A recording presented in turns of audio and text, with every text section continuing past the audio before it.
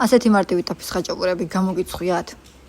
დღეს გაჩვენებ და გაგიზერებთ როგორ ვაკეთებ მე ამას. თუ მოგეწონებათ ვიდეო, არ დაგავიწყდეთ ჩემი გვერდის გამოწერაც. ძალიან მარტივი გასაკეთებელია.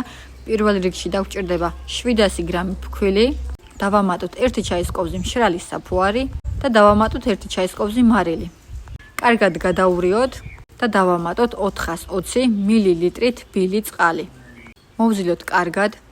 შეგვიძლია გამოვიყენოთ მიქსერი ან პირდაპირ მოვზილოთ ხელით. გამოდის საკმაოდ კარგი ცომი, თან ხელზეც არ მეწებება ისეთი ცომია. დავასვამთ კარგად, გავააქტიუროთ ცომი იქამდე სანამ ორმაგი არ გახდება. ხედავთ უკვე რომ ჩემმა ცომმა საკმაოდ კარგად დაისვენა.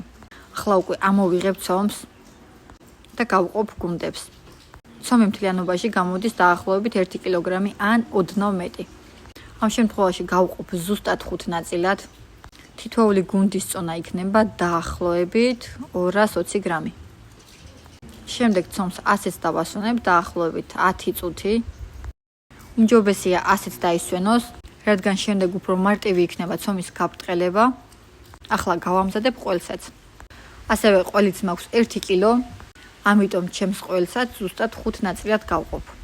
თითოეულის წონა იქნება 200 გრამი, როგორც ცომის. შემდეგ ჩვეულებრივად და ძალიან მარტივად მივცემ ფორმებს. არაფერი განსაკუთრებული აქ არ არის, მაგრამ არის საოცრად გემრიელი. თან საოცრად მარტივია, ისეთი რომ ყველას მართლა გამოგივათ. ცომი არ სკდება არანაირად, არ იშლება. ნუ არ ვიცი, ჩემი ყოველ შემთხვევაში არ იშლება არასდროს, შეიძლება ფქვილზეა დამოკიდებული. შეგიძლიათ უბრალოდ ხელით გააბრტყელოთ, თუნდაც საბრტყელებელით. რომლითაც თქვენ გულს გაუხარდება, ორივეთი ძალიან მარტივად ბრტყელდება. შემდეგ უკვე რა თქმა უნდა გადავიტან გახურებულ ტაფაზე, საშუალო ტემპერატურაზე, ასე შეგიძლიათ გამოვაცხოთ პირდაპირ ღუმელშიც.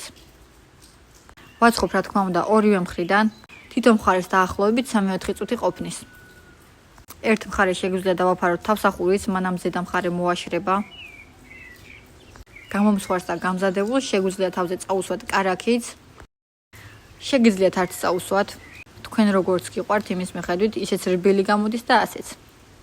მოკლედ საბოლოოდ გამოდის უთხელესი, უგემრიელესი ტაფის ხაჭაპურები. თან როგორც თავში ვთქვი, არის ძალიან მარტივი მოსამზადებელი.